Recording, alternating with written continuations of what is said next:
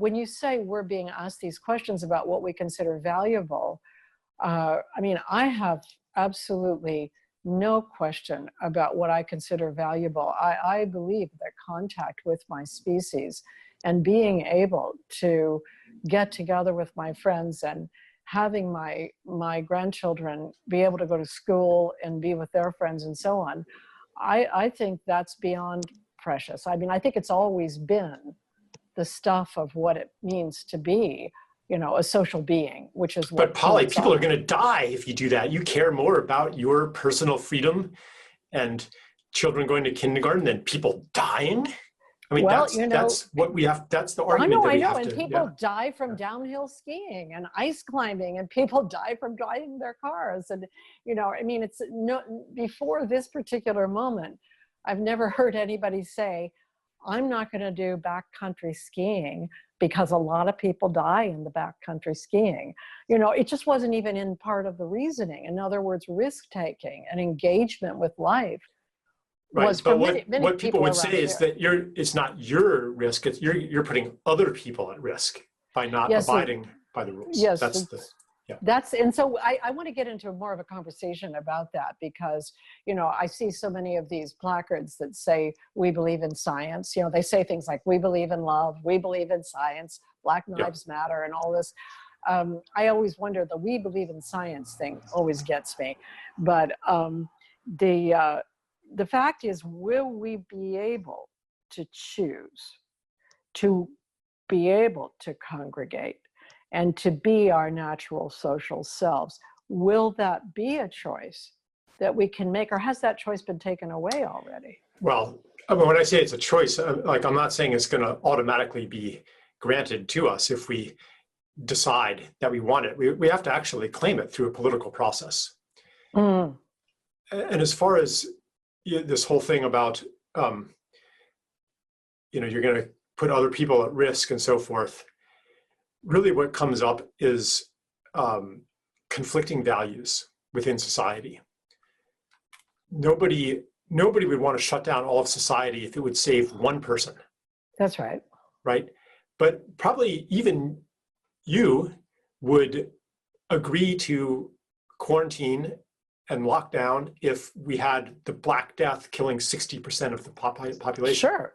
Right? Even Ebola, even if it wasn't killing 60%, if Ebola were around because of the way it acts and how quickly it acts and how destructive it is, yes, it would be valuable. Okay, so those are two extremes, two poles.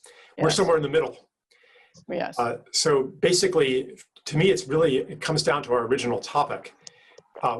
Why do we value risk minimization so highly among the multitude of values that every human being holds? Why has this one become paramount?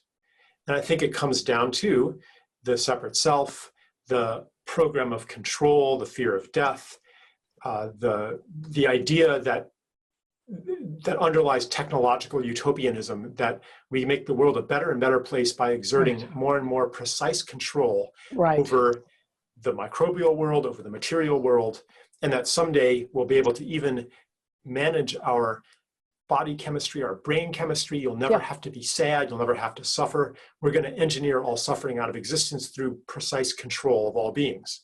And as long as and that's an extreme version of what in the essay I call the civilizational tilt toward control.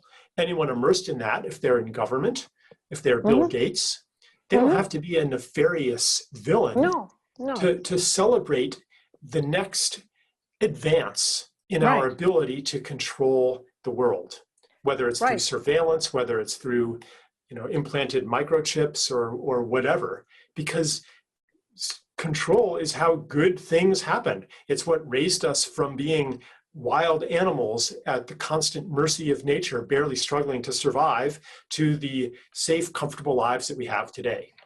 And so this whole narrative, you know, depends actually on ignoring a lot of important information.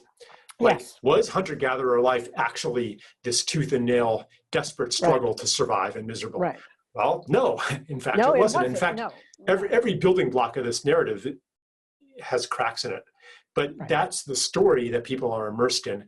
And it's not only a story, it also corresponds to an economic situation, a social situation, like, and a psychological situation.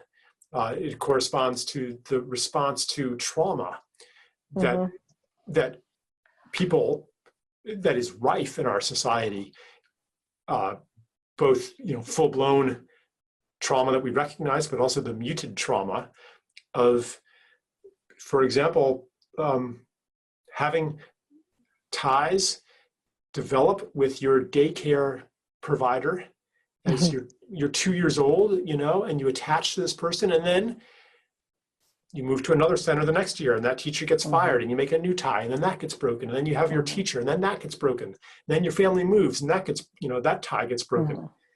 And we don't recognize how wounded we are. And so that breaking of ties, that repeated breaking of ties, and the failure of ties to even be developed in the first place, to be alienated from the outdoors. Right. Like that is the experiential correlate to the story of separation that tilts our civilization toward more and more control. And if that doesn't change, then whether it's through the war on terror or the war on COVID-19 or the war on this or the war on that, we're always going to be acting from that fundamental insecurity.